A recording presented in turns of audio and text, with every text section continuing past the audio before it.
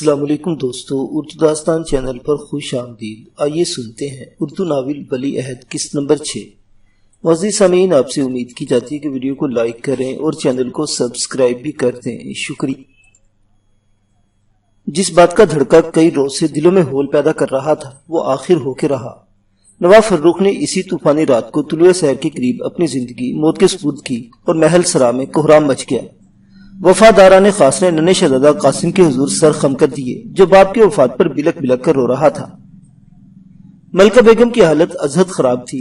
اسے 2 مرتبہ غش آئے، پھر دیوان ریاست دنی چند نے پردہ کے پاس آ کر عرض کی، ملکہ بیگم، بھگوان کو جو منظور تھا وہ پورا ہوا، اب آپ کو حوصلہ سے کام لینا چاہیے۔ ریاست اس وقت خطرے میں ہے، اگر آپ نے بھی ہمت ہار دی تو کام بگڑ جائے گا۔ آپ اعلیٰ حضرت جنت مکانی کے کفن دفن کا انتظام کیجیے۔ میں اکبر جنگ کے ہمراہ ایک اہم فرض ادا کرنے جا رہا ہوں جو مہاراج نے اپنی زندگی میں ہمارے سپرد کیا تھا۔ اگر ہم نے اپنے فرض میں ذرا بھی کوتاہی کی تو حالات کا دھرا کسی دوسرے رخ بہ نکلے گا۔ پھر اکبر جنگ نے بھی بیگم کو ضبط و ثبت کی تلقین کی اور دیوان دنی چند کے ہمراہ بگولے کی طرح محل سرا سے نکلا۔ فصیل کے پھاٹک پر اس وقت تک ریاست کا پرچم سرنگو نہیں کیا گیا تھا جب تک نواب فروخ کا دستہ خاص طلب نہیں کر لیا گیا۔ آن کے آن میں فصیل پر جگہ جگہ توپیں نصب کر دی گئی اور سپاہی توڑے دار بندوقیں لے کر کنگروں کی اوٹ میں جا بیٹھے۔ ان انتظامات سے معلوم ہوتا تھا جیسے چاند نگر پر کسی دشمن کے حملہ کا خطرہ ہو۔ وزیر سلطنت جعفر محل سے نکل کر سیدھا ریزیڈنٹ کی قیام گاہ پر پہنچا تھا۔ اس نے جنرل مٹکاف کو یہ افسوسناک خبر سنائی کہ نواب فروخ نے اپنے بعد ملکہ بیگم کو ولی عہد کا ولی اور نگران مقرر کر دیا ہے اور وصیت نامہ پر اس کے دستخط بھی کرا لیے گئے ہیں۔ یہ سنتے ہی جنرل مٹکاف پر بجلی سی ٹوٹ پڑی۔ کلکتہ سے ہدایت ملی تھی کہ وہ وزیر سلطنت کو اقتدار دلانے کی کوشش کرے اور بیماری کے ایام میں چند روز قبل جب ریزیڈنٹ نے نواب فروخ سے ملاقات کی اور ولی عہد کی نگران کی بابت اس کا اندیا معلوم کرنا چاہا تو بوڑھے نواب نے قریباً چپ سادھ لی تھی۔ اس موقع پر جنرل مٹکاف نے ہر طرح سے ریاست کی امداد و اعانت کا وعدہ کیا اور باتوں ہی باتوں میں جعفر کی عقل مندی اور اصابت رائے کی تعریف کرتے ہوئے کہا تھا، بھلا ولی عہد ذیشان کے لیے جعفر سے بہتر اور وفادار نگران اور کون ہو سکتا ہے؟ وہ یور ہائنس کا وزیر سلطنت، ریاست کا خیر خواہ اور ہمارا دوست بھی ہے۔ مجھے امید ہے آپ اس اہم عہدے کا تقرر کرتے ہوئے کمپنی سرکار کے دوستانہ تعلقات کو خاص طور سے مد نظر رکھیں گے اور کسی ایسے ہی شخص کو شہزادے کا ولی مقرر کریں گے جس پر یور ہائنس کے علاوہ کمپنی کو بھی اعتماد ہو۔ اس کے جواب میں نواب فروخ نے گو اپنا حتمی ارادہ تو ظاہر نہیں ہونے دیا، البتہ جعفر کے متعلق چند ایسی باتیں کہہ دی جن سے ریزیڈنٹ کو یقین ہو گیا کہ وہ جعفری کو نگرانی حکومت بنائے گا جو کمپنی کی خواہش کے عین مطابق تھا۔ ظاہر نواب جنرل مٹکاف کو دھوکہ اور غلط فہمی میں مبتلا رکھنا چاہتا تھا کہ وہ اس کی وفات سے قبل ہی کوئی ایسا انتظام نہ کر سکے جو ریاست کے لیے خطرناک ثابت ہو۔ بہرحال ریزیڈنٹ خوشی خوشی لوٹ گیا اور اس نے جعفر کو بھی مسئلہ سنا دیا کہ نواب صاحب اسی کو ولی عہد کا نگران بنائیں گے۔ ریزیڈنٹ نے کلکتہ بھی خبر روانہ کر دی تھی کہ کام حسب منشا خود بخود ہو جائے گا، مگر اب جعفر کی زبانی وصیت نامہ کا ذکر اور ملکہ بیگم کی تقرری کی اطلاع سن کر یکلخت اس پر غم و غصہ کا دورہ پڑا اور چلا کر بولا، نہیں، ہمارے دوست اور خیر خواہ جعفر کے علاوہ اور کوئی حکومت کا نگران نہیں ہو سکتا۔ پھر جلدی کیجیے حضور، میرا خیال ہے نواب آج رات کی نہیں گزار سکے گا۔ جنرل مٹکاف کسی سوچ میں کھو گیا۔ چاند نگر سے 80 میل کی مسافت پر انگریزی فوج کی ایک پلٹن پڑی تھی۔ اگر اسے بلایا بھی گیا تو وہ بھی 4-5 روز سے پہلے چاند نگر نہ پہنچ سکے گی۔ جعفر کہنے لگا، آپ اس فوج کو بلا لیجئے، میں اس کی آمد تک سب لوگوں کو نواب کے سوگ میں مصروف رکھوں گا۔ باقاعدہ دربار منعقد کرنے کی نوبت 8-10 روز سے پہلے نہ آ سکے گی۔ اس اسنا میں ہم اپنے منصوبے کو عملی جامہ پہنا سکتے ہیں۔ ریزیڈنٹ کا چہرہ مسرت سے چمک اٹھا۔ اس نے کہا، میں جانتا ہوں بوڑھا نواب سخت جان ہے، شاید 2-3 روز اور نکال جائے۔ میں اسی وقت اپنا قاصد گورنر جنرل کی طرف روانہ کرتا اور انگریزی فوج کو بلانے کی اجازت حاصل کرتا ہوں۔ تم محل میں جاؤ اور مجھے حالات سے مطلع کرتے رہو۔ اگر نواب آج ہی چل بسے تو سب لوگوں کو اس کے سوگ میں اتنے روز مصروف رکھو کہ انگریزی فوج چاند نگر پہنچ جائے۔ یہ منصوبہ تیار کرنے کے بعد جعفر خوشی خوشی محل کی طرف لوٹا۔ چند ہی لمحوں بعد ریزیڈنٹی کی عمارت سے 2 سوار کلکتہ کے لیے روانہ ہوئے، لیکن ابھی وہ 2 میل بھی دور نہ گئے ہوں گے کہ عقب سے آنے والے چند پراسرار سواروں نے انہیں گھیر لیا اور معمولی سی کشمکش کے بعد وہ دونوں گرفتار کر لیے گئے۔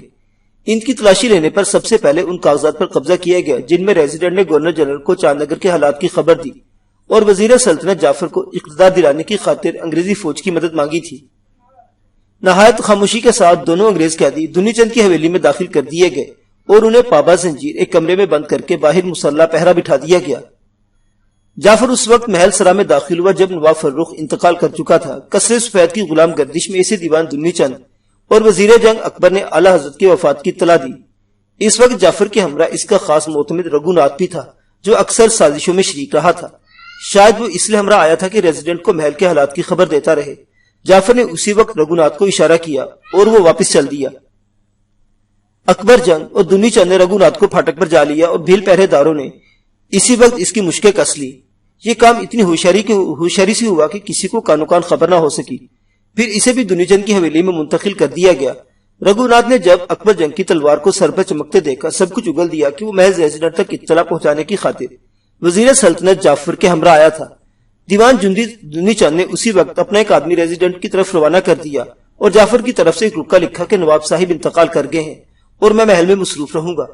تھوڑی دیر کے بعد جنرل مٹکاف کا جواب آ گیا کہ کلکتہ کی طرف تیز رو قاصد روانہ ہو چکے ہیں۔ تم 5 روز تک بڑے بڑے لوگوں کو نواب کے ماتوں میں الجھاؤ، انگریزی فوج بہت جلد پہنچ جائے گی۔ ریزیڈنٹ کی غداری اور عہد شکنی کا یہ دوسرا تحریری ثبوت بھی سنبھال لیا گیا۔ طلوع آفتاب سے چندی ساعتیں قبل ریاست کا وزیر سلطنت جعفر بھی محل کے کمرے میں نظر بند تھا۔ دروازے پر 4 مسلح سپاہی پہرا دے رہے تھے۔ اکبر جنگ اور دنی چند نے انگریزی سازش کو اس خوبصورتی اور صفائی کے ساتھ موت کے گھاٹ اتار دیا کہ چند خاص اور وفادار لوگوں کے علاوہ کسی کے کان میں اس کی بھنک بھی نہ پڑنے دی۔ جب نواب مرحوم کا جنازہ محل سے اٹھا کر پھاٹک سے باہر رکھا گیا تو لوگوں کو ازدحام سمندر کی طرح ٹھاٹھے مار رہا تھا۔ اسی موقع پر جنرل مٹکاف نے اپنے انگریز مشیروں کے ہمراہ تعزیت کے لیے آیا، لیکن جب اس نے قلعہ کی فصیل پر توپیں چڑھی دیکھی اور کنگروں کی اوٹ میں سپاہی توڑے دار بندوقیں تھامے مستعد نظر آئے، حیران و ششدر رہ گیا۔ اس نے ملکہ بیگم سے تو ان فوجی تیاریوں کے متعلق استفسار کرنا مناسب نہ سمجھا، صرف غمزدہ الفاظ میں نواب کے افسوسناک موت پر اپنے رنج و غم کا اظہار کر کے پلٹ آیا۔ البتہ اکبر جنگ سے گفتگو کرتے ہوئے توپوں اور مسلح سپاہیوں پر اپنی حیرت ضرور ظاہر کی۔ جنرل، آپ نہیں جانتے، ہندوستان میں جب کوئی بادشاہ مہاراجہ یا نواب فوت ہوتا ہے، بعض مفسد اقتدار کی بازی کھیلتے اور بغاوت پر کمر بستہ ہو جاتے ہیں۔ یہ انتظام صرف اس لیے کیا گیا کہ کسی فتنہ پرداز کو سرکشی کا موقع نہ مل سکے۔ پھر اعلی حضرت کوئی معمولی آدمی نہ تھے، ہم انہیں پورے شاہی اعزاز کے ساتھ سپرد خاک کریں گے۔ بڑے آدمیوں اور والیان ہند کی وفات پر ان کے دستہ خاص کو جنازے کے وقت تک موجود رہنا پڑتا ہے۔ ریزیڈنٹ خاموش ہو گیا۔ اس کی بے چین نگاہیں اس ہجوم میں کسی کو تلاش کر رہی تھی۔ آخر اس نے اپنی بےتابی کا اظہار کر ہی دیا۔ وزیر سلطنت جعفر نظر نہیں آتے، وہ کہاں چلے گئے؟ اکبر جنگ نے جواب دیا، تھوڑی دیر پہلے تو یہی موجود تھے، مگر ابھی مجھے اطلاع ملی ہے کہ وہ کسی ضروری کام اور اہم مقصد کی خاطر اچانک ہی ریاست سے باہر چلے گئے ہیں۔ ریزیڈنٹ کے لیے اطلاع حیرت انگیز اور چونکا دینے والی تھی، لیکن اس موقع پر وزیر سلطنت کا ریاست میں رہنا بے حد ضروری تھا۔ پریشانی کی کوئی بات نہیں، انہیں ملکہ بیگم نے اجمیر شریف بھیجا ہے۔ اجمیر؟ جنرل مٹکاف کے ہونٹ تھر تھرائے، نتنے پھڑکنے لگے جیسے کسی خطرے کی بو سونگھ رہا ہو۔ اکبر جنگ غمزدہ لہجے میں کہنے لگا، جنرل، ہندوستان روایات اور رسومات کا دیس ہے۔ میں نے سنا ہے ملکہ بیگم کم از کم 10 روز تک اعلی حضرت کا سوگ منائے گی۔ انہوں نے اجمیر شریف کی درگاہ کے لیے وزیر سلطنت کو ہدیہ و خیرات دے کر بھیجا ہے اور نواب مرحوم کی فاتح خوانی کے لیے درگاہ کے خلیفہ کو بلایا ہے۔ بڑے بزرگ اور واجب الاحترام آدمی ہے، انہیں کوئی بڑا آدمی ہی اپنے ہمراہ لا سکتا ہے۔ یہ سن کر ریزیڈنٹ کچھ مطمئن نظر آنے لگا۔ اس میں کوئی شبہ نہیں کہ ملکہ بیگم نے واقعی ایک آدمی ہدیہ و خیرات کے ساتھ اجمیر کی طرف روانہ کیا اور نواب مرحوم کے چہلم کی رسومات ادا کرنے کے لیے خلیفہ درگاہ کو بلایا تھا، مگر وہ آدمی جعفر نہ تھا۔ جعفر تو محل کے ایک کمرے میں نظر بند تھا اور ملکہ بیگم نے بنفس نفیس حکم بھیجا تھا۔ ریاست کے مفاد کے لیے اس کی نظر بندی ضروری سمجھی گئی ہے۔ نواب فروخ کو شرعی اعزاز و اکرام کے ساتھ سپرد خاک کر دیا گیا۔ مسجدوں اور مندروں میں اس کی مغفرت کے لیے دعائیں مانگی گئی۔ ملکہ بیگم اپنی چوڑیاں توڑ ڈالی اور ماتمی لباس پہن لیا۔ ریزیڈنٹ کو اطلاعات پہنچی کہ ریاست میں 10 روز تک نواب مرحوم کا سوگ منایا جائے گا۔ وہ مطمئن تھا کہ اتنی دیر میں انگریزی فوجی یقیناً پہنچ جائیں گی، مگر اچانک یہ سن کر دنگ رہ گیا کہ ملکہ بیگم نے دربار عام منعقد کرنے کا اعلان کیا ہے، جس میں ولی عہد کی تاج پوشی کی رسم ادا ہوگی۔ نواب فروخ کی وفات کے ٹھیک 5 روز بعد چار نگر میں دربار عام منعقد ہوا۔ اس موقع پر دوست ریاستوں کے سفیر اور نمائندے موجود تھے۔ انگریزی فوجوں کا ابھی کوسوں پتہ نہ تھا۔ جنرل مٹکاف سخت بدحواس نظر آ رہا تھا۔ بدحواسی کی سب سے بڑی وجہ یہ تھی کہ چار نگر کے دربار عام میں کمپنی سرکار کی نمائندگی کرنے والا وزیر سلطنت بھی موجود نہ تھا۔ اس کی عدم موجودگی میں ولی عہد کی تاج پوشی کی یہ تقریب نہ صرف حیرت انگیز بلکہ اس کے ارادوں کی شکست تھی۔ اس نے ملکہ بیگم کو پیغام بھیجا کہ میں نے نواب مرحوم کے انتقال پر ملال کی خبر گورنر جنرل کو بھیج دی ہے۔ کلکتہ سے پیغام تعزیت اور ولی عہد کی جانشینی کے متعلق مبارکباد کا سندیسہ آنے تک تاج پوشی کی تقریب چند روز تک ملتوی کر دی جائے۔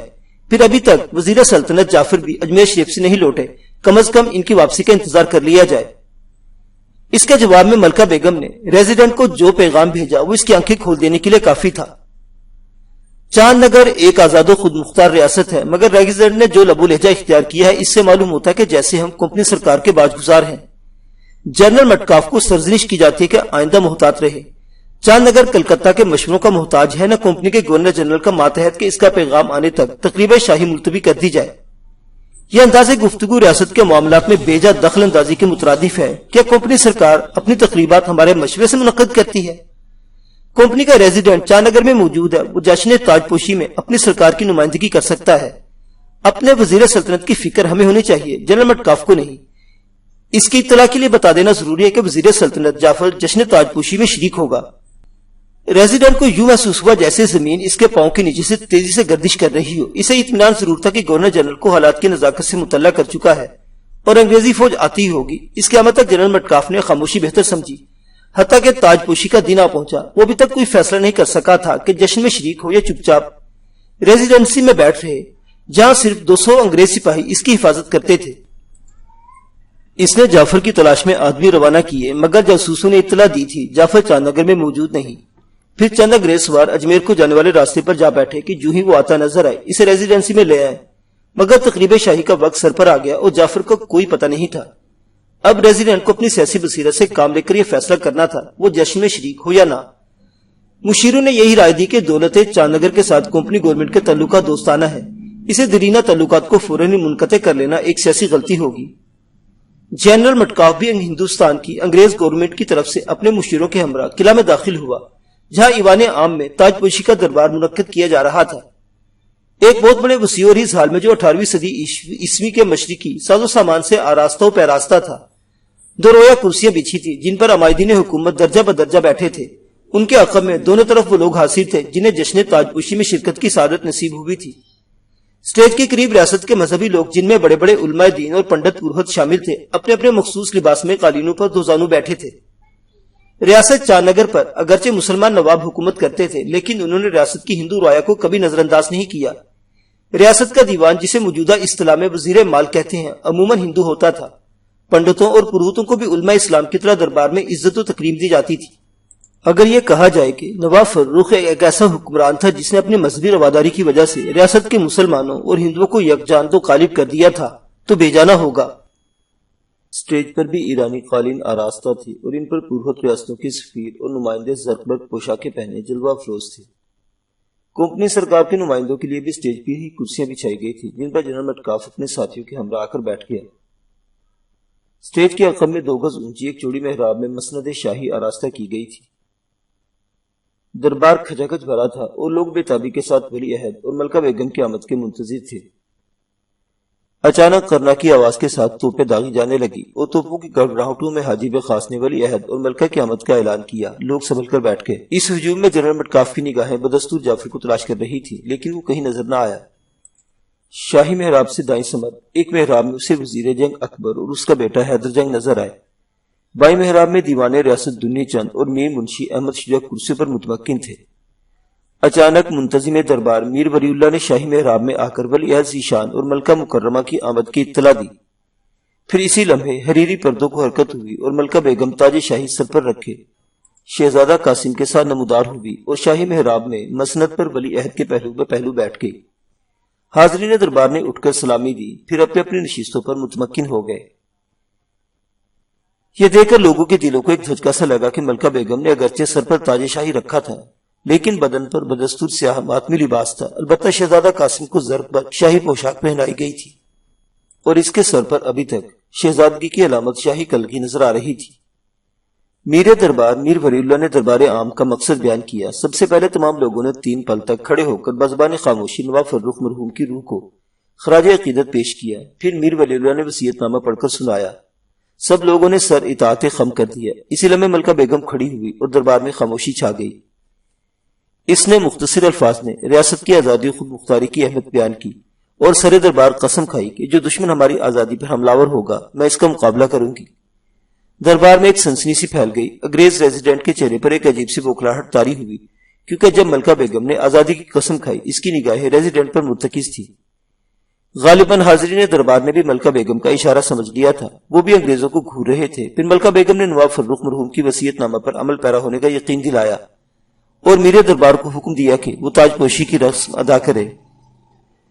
جب میر ولی اللہ کے اشارے پر ایک مسلمان عالم دین اور ایک ہندو پروہت تاج شاہی اٹھائے ولی عہد کی طرف بڑھے تو انگریز ریزیڈنٹ جنرل میٹکاف بڑی بے تابی کے ساتھ کھڑا ہوا اور ہاتھ اٹھا کر بولا، ذرا ٹھہریے، تاج پوشی کی مبارک رسم سے پہلے میں ہی ہائنس سے ایک ضروری بات کرنا چاہتا ہوں۔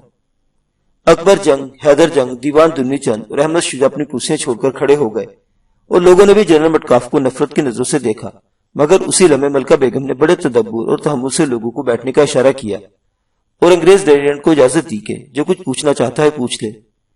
جنرل مٹکاف نے اس عنایت کا شکریہ ادا کیا اور کہنے لگا، ہر ہائنس، میں صرف یہ دریافت کرنا چاہتا ہوں، دولت چاند نگر کے وزیر سلطنت مسٹر جعفر تاج پوشی کی اس اہم تقریب میں کیوں شامل نہیں ہوئے؟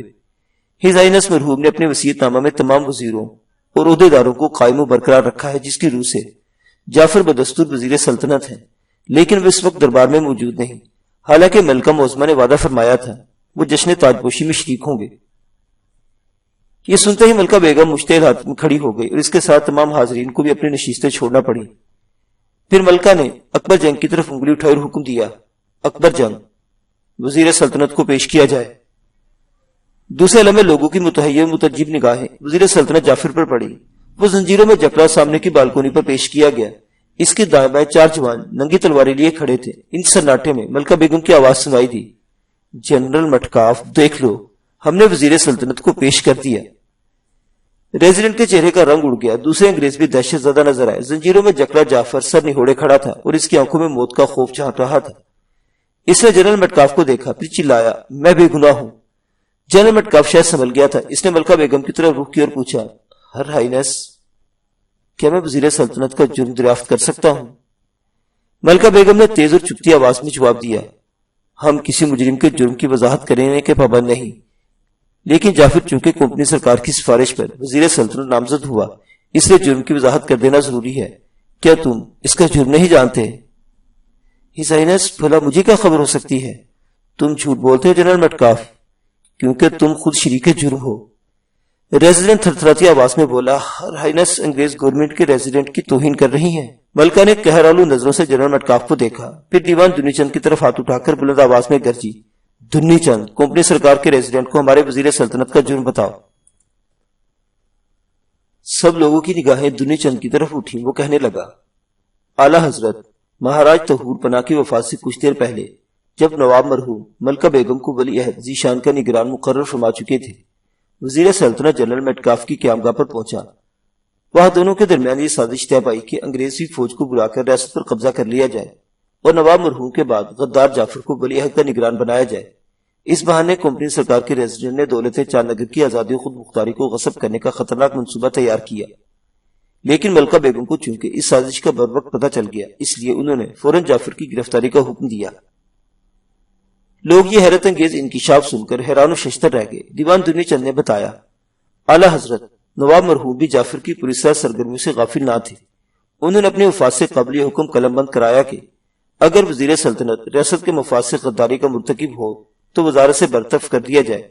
یہ حکم نامہ موجود ہے، جس کی روح سے جعفر اب وزیر سلطنت نہیں رہا بلکہ کمپنی سرکار سے سازشی کے جرم میں گرفتار کر لیا گیا ہے۔ اچانک جنرل میٹکاف چیخنے لگا، یہ الزام غلط ہے، میں نے کوئی سازش نہیں کی۔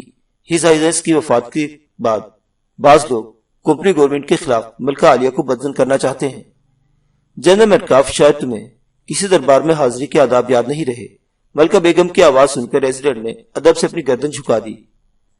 ہر ہائنس، دیوان دنی چند نے میری ذات پر بہت بڑا الزام لگایا ہے جو بالکل غلط ہے۔ اس سے انگریزی گورنمنٹ کی توہین ہوئی ہے۔ ہمارے پاس تمہاری سازش کے سارے ثبوت موجود ہیں۔ دنی چند صرف ہمارے احکام کی تعمیل کر رہا ہے۔ جنرل میٹکاف، تم اپنے آپ کو گرفتار سمجھو۔ دولت چاند نگر کی آزادی کے خلاف سازش کرنے والے مجرموں کو معاف نہیں کیا جائے گا۔ پھر ملکہ بیگم کے حکم پر وہ دونوں انگریز پابند زنجیر دربار میں حاضر کیے گئے۔ جنہیں ریزیڈنٹ نے گورنر جنرل کی طرف ریاست کے حالات کی خبر دے کر بھیجا اور انگریزی فوج طلب کی تھی۔ ان انگریزوں کو دیکھ کر جنرل میٹکاف کا رنگ پیلا پڑ گیا، وہ بری طرح کانپنے لگا۔ اس کے ساتھی بھی سخت پریشان و بدحواس تھے۔ ان کے وہم و گمان میں بھی نہیں تھا کہ کلکتہ جانے والے قاصد گرفتار کر لیے گئے ہوں گے۔ دیوان دنی چند نے ریزیڈنٹ کا وہ خط سر دربار پڑھ کر سنایا، جس میں وزیر سلطنت جعفر کو اقتدار دلانے کے لیے گورنر جنرل سے انگریزی فوج بھیجنے کی درخواست کی گئی تھی۔ پروکا بھی پڑھا گیا، جو جنرل میٹکاف نے بزم خود جعفر کی طرف لکھا اور خبر دی تھی کہ قاصد کلکتہ روانہ ہو چکے، تم انگریزی فوج کے آنے تک ریاست کو نواب کے سوگ میں الجھائے رکھو۔ اس کے ثبوت میں جعفر کا شریک راز رگھوناتھ بھی پیش ہوا۔ سازش کی تمام کڑیاں بے نقاب ہو چکی تھی۔ اب انگریز ریزیڈنٹ اور جعفر کے پاس اپنی بریت کا کوئی قدر اور کوئی عذر موجود نہ تھا۔ ملکہ بیگم نے سربراہ ریاست کی حیثیت سے ریزیڈنٹ اور اس کے تمام مشیروں کی گرفتاری کا حکم دیا۔ وہ انگریز سپاہی جو ریزیڈنسی کی حفاظت کے لیے چاند نگر میں موجود تھے، اکبر جنگ کے سواروں نے پہلے ہی گھیر کر گرفتار کر لیے تھے۔ ان گرفتاریوں کے بعد چاند نگر کے ولی عہد شہزادہ قاسم ذیشان کی تاج پوشی کی رسم ادا ہوئی اور میر ولی اللہ کا جعفر کی جگہ وزیر سلطنت مقرر کیا گیا۔ ولی عہد یہ تمام نظارہ حیرت و تعجب سے دیکھتا رہا جب اس کے سر پر تاج شاہی رکھا گیا اور نواب فروخ کی آبائی تلوار کمر سے باندھی گئی۔ اس نے اپنے اندر حاکمیت کی روح کو کروٹ لیتے محسوس کیا، پھر میان سے تلوار نکالی اور اسے الف کر کے بولا، ہم عہد کرتے ہیں چاند نگر کی حفاظت کریں گے۔ لوگوں نے سر جھکا دیے، وزیر جنگ اور مشیروں نے وفاداری کے حلف اٹھائے۔ ان تمام رسومات کے دوران قیدی دربار میں موجود رہے۔ ان کی آنکھوں کے سامنے نئی حکومت کا قیام عمل میں آیا۔ پھر زندہ باد کے نعروں کے درمیان ملکہ بیگم نے بھی چاند نگر کی آزادی کے تحفظ کا حلف اٹھایا۔ جنرل میٹکاف گرفتار تھا۔ ریزیڈنسی کی عمارت پر ریاستی فوج کا قبضہ ہو چکا تھا اور ریزیڈنٹ کی حمایت سے دولت چاند نگر اور سرکار انگلیش کے درمیان دوستانہ تعلقات منقطع ہو گئے تھے۔ شہزادہ قاسم کی تاج پوشی کے ٹھیک 10 روز بعد کلکتہ سے انگریز گورنر جنرل کا ایک سفیر چاند نگر میں حاضر ہوا۔ اس نے قلعہ میں باریابی کی اجازت طلب کی اور انتہائی ندامت کے ساتھ ملکہ بیگم کے حضور پیش ہوا۔ سفیر نے سب سے اول نواب مرحوم کی وفات پر گورنر جنرل کی طرف سے اظہار تعزیت کیا۔ ملکہ بیگم کو ہمدردی اور صدق دل کا یقین دلایا۔ شہزادہ ذیشان کی تاج پوشی پر مبارکباد پیش کی، پھر کہا، جنرل میٹکاف سے جو غلطی سرزد ہوئی، گورنر جنرل اس پر سخت برا فاختہ ہے۔ ان کا ہرگز ایسا ارادہ نہ تھا کہ ریاست پر قبضہ کیا جائے۔ غالباً جعفر نے میٹکاف کو بہکایا اور ہر ہائنس کے خلاف سازش کا مرتکب ہوا، لیکن کمپنی گورنمنٹ کا اس اقدام سے کوئی تعلق نہیں۔ ہیز ایکسیلنسی گورنر جنرل ملکہ عالیہ سے درخواست کرتے ہیں کہ انگریز قیدیوں کو رہا کر دیا جائے تاکہ مجرموں کو گورنر جنرل خود سزا دے سکے۔ نیز وہ یہ بھی چاہتے ہیں کہ دیرینہ تعلقات منقطع نہ کیا جائے اور ریزیڈنسی کو بحال کر دیا جائے۔ اس مرتبہ کمپنی گورنمنٹ ایسا ریزیڈنٹ مقرر کرے گی جسے ریاست کا مفاد ہمیشہ عزیز رہے گا اور کمپنی کی طرف سے آپ کی خدمت کرے گا۔ اس تقریر کو سن کر جو انگریز کی حکمت عملی کی صحیح تصویر تھی، ملکہ بیگم کسی سوچ میں ڈوب گئی۔ گورنر جنرل نے اپنی دوستی اور صدق دلی کا یقین دلانے کی کوشش کے لیے شہزادہ اور ملکہ لیے بہترین تحائف بھجوائے تھے۔ آخر انگریز سفیر کو جواب دیا گیا، جنرل میٹکاف ایک بدترین جرم کا مرتکب ہوا ہے۔ اس کے متعلق ریاست کو فیصلہ اور سزا کا حق حاصل ہے، لیکن گورنر جنرل کی معذرت اور دوستی کو پیش نظر دوسرے انگریز قیدیوں کو رہا کرنے کا وعدہ کیا جاتا ہے۔ ریزیڈنسی کو بحال کرنے پر غور کیا جائے گا۔ انگریز سفیر کے نقطہ نظر سے یہ جواب امید افزا نہ تھا۔ اس نے ملکہ عالیہ کے علاوہ میر ولی اللہ، اکبر جنگ اور دیوان دنی چند سے بھی ملاقاتیں کی۔ آخر کار انگریزوں نے اپنے ریزیڈنٹ کی رہائی کے لیے 4 لاکھ روپے کی پیشکش کر دی۔ یہ پیشکش قبول کر لی گئی اور جنرل میٹکاف کو رہا کر دیا گیا۔ اگر جنوبی ہند میں سلطان ٹیپو کا خطرہ نابود ہو چکا ہوتا تو ممکن ہے انگریزی فوج چاند نگر پر حملہ کر دیتی، کیونکہ ہندوستان میں سازشوں، بد عہدی اور مکاریوں کے علاوہ انگریز کا کوئی دستور و آئین نہ تھا۔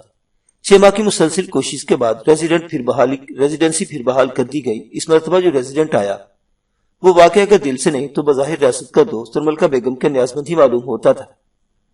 جنرل میٹکاف کا کیا حشر ہوا اور اسے کہاں بھیجا گیا؟ چاند نگر کے عوام اور حکومت کو اس سے کوئی دلچسپی نہ تھی۔ ملکہ بیگم نے انتہائی فراست سے کاروبار حکومت سنبھالا۔ جعفر انوس گرفتار تھا اور ریاست کی قومی عدالت اس کے خلاف مقدمہ کی سماعت کرنے والی تھی۔ ان ایام میں وزیر جنگ اکبر کو بہت سی پریشانیوں کا سامنا کرنا پڑا۔ جعفر کی بہن زمانی بیگم اس کی بہو تھی۔ وہ دن رات اس کے قدموں میں پڑی بھائی کی جاں بخشی اور رہائی کی التجا کرتی رہتی تھی۔ حیدر جنگ بھی عجیب کشمکش میں مبتلا تھا۔ آخر بیوی کی آہوزاری سے مجبور ہو کر ایک روز اسے ملکہ بیگم کے حضور حاضر ہونا پڑا، مگر جعفر کی رہائی کی کوئی صورت نہ تھی۔ اب کمپنی سرکار کے ساتھ پہلے سے مراسم نہ رہے تھے، پھر جعفر کا مقدمہ کون لڑتا؟ ملکہ اکبر جنگ کے فرزند کی مشکلوں کو خوب سمجھتی تھی. اس نے صاف صاف کہہ دیا، حیدر تم اگر زمانی بیگم کے خامی نہ ہوتے تو تمہیں اپنے باپ کی جگہ مل سکتی تھی، مگر حکومت کے بعض مصلحتیں ہمارا تمہارا حق نظر انداز کرنے پر مجبور کرتی ہیں. بتاؤ ہم تمہارے لیے کیا کریں؟ بیگم حضور آپ میری دشواریوں سے واقف ہیں، پھر مجھ سے کیا پوچھتی ہیں؟ زمانی بیگم کی حالت بہت خراب ہے. اگر جعفر کو قتل کر دیا گیا یا سزا ہوگی تو وہ زندہ نہ رہے گی. جعفر کی وجہ سے لوگ مجھ پر بھی انگلیاں اٹھاتے ہیں. کاش بابا نے مجھے ان زنجیروں میں نہ جکڑ دیا ہوتا. حیدر تم ہمیں بے حد عزیز ہو. زندگی میں پہلی مرتبہ ہمارے پاس ایک تمنا لے کر آئے ہو. جعفر کی جابخشی کا وعدہ ہوا، اسے عدالت میں بھی پیش نہیں کیا جائے گا. شاید عنقریب اسے رہا بھی کر دیا جائے. جب اکبر جنگ کو اس واقعے کی خبر ہوئی کہ اس کا بیٹا جعفر کی جابخشی اور رہائی کا وعدہ لے آیا ہے تو شعلے کی طرح بھڑک اٹھا اور حیدر جنگ کا گریبان پکڑ کر بولا، تم ایک سانپ کو زخم لگا کر چھوڑ دینا چاہتے ہو؟ پھر وہ محل سرا کی طرف بھاگا. لیکن ملکہ بیگم حیدر سے جو وعدہ کر چکی تھی اس پر قائم رہی. اکبر جنگ کو مایوس لوٹنا پڑا. 1 ماہ کے بعد جعفر کو رہا کر دیا گیا، لیکن اس کے لیے حکم ہوا کہ وہ دارالحکومت میں نہیں رہ سکتا، ریاست کی کسی بستی میں قیام کرے. جعفر نے حیدر کا شکریہ ادا کیا اور کہا، اگر زندگی رہی تو تمہارے احسان کا بدلہ چکانے کی کوشش کروں گا. پھر رات کے اندھیروں میں چاند نگر سے نکل گیا. معزز سامعین حضرات، ولی عہد کی یہ داستان ابھی جاری ہے. بقیہ واقعات اگلی قسط میں. دیکھتے رہیے اردو داستان. اللہ حافظ.